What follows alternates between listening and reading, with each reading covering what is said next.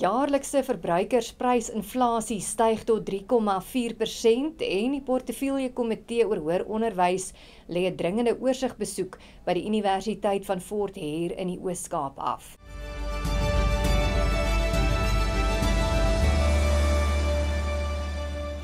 Baie welkom by die Afrikaanse nuusbulletin in Afrikaans op Pretoria FM. Ek is Esmerie Eysel. Die jaarlikse verbruikersprysinflasie het in September tot 3,4% gestyg. Dit is effens hoër as die koers van 3,3% vir Augustus.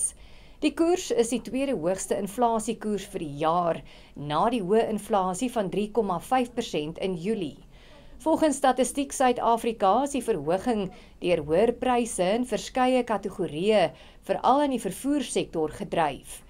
SSA sê egter voedsel en nie-alkoholiese drank, tabak, meubelment, huishoudelike toerusting en roetine onderhoudswerk het laer koerse aangeteken. Vleis en mieliemeel se pryse het hoog gebly, terwyl die prys van produkte soos melk, eiers en wit rys gedaal het.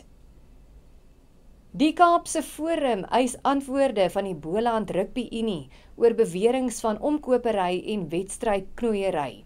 Die organisasie het 'n aansoek ingevolge die wet op die bevordering van toegang tot inligting ingedien om toegang te verkry tot klagtes en ondersoekverslae oor skeieregters se hantering van wedstryde oor die afgelope 2 seisoene. Volgens Aldo Karelse van die Kaapse Forum doen beweringe van omkopery al lank die ronde en klubs is bang dat hulle geïntimideer sal word as hulle openlik daaroor praat. Die Unie en SA Rugby ondersoek reeds die beweringe. Die Kaapse Forum sê indien Boland nie die inligting verskaf nie, kan regstappe volg.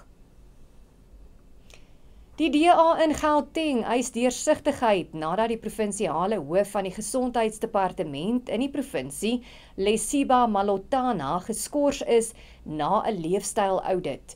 Die audit is deur die spesiale ondersoekeenheid gedoen. Die waarnemende premier, Faith Mazibuko, sê die leefstyl-audit het Malotana as 'n hoë risiko bestempel. Die DA se woordvoerder oor gesondheid in Gauteng, Dr. Jack Bloom, sê die party sal veg om te verseker dat die aangeleentheid in die openbaar opgelos word.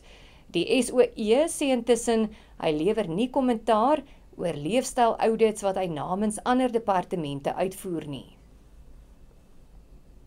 Die Portefeuljekomitee oor Hoër Onderwys het 'n dringende oorsigbesoek by die Universiteit van Fort Hare in die Oos-Kaap gedoen, nadat klasse onlangs weens studentebetogings opgeskort is.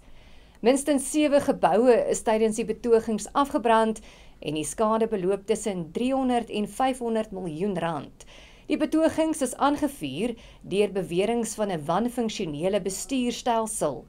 Die universiteit het intussen voorstelle van die komitee dat dit onder administrasie geplaas word verwerp en dit as irrasioneel en onregverdig bestempel. Die universiteit se woordvoerder, JP Rood, sê enige poging om die instelling onder administrasie te plaas sonder 'n behoorlike regs- en feitelike grondslag sou nie net ongeregverdig wees nie, maar ook 'n ernstige inbreuk op die instelling se autonomie maak. En dit bring ons aan die einde van die nuusbulletin in Afrikaans op Pretoria FM. Dankie vir die saamkyk. Ons maak môre aand weer so.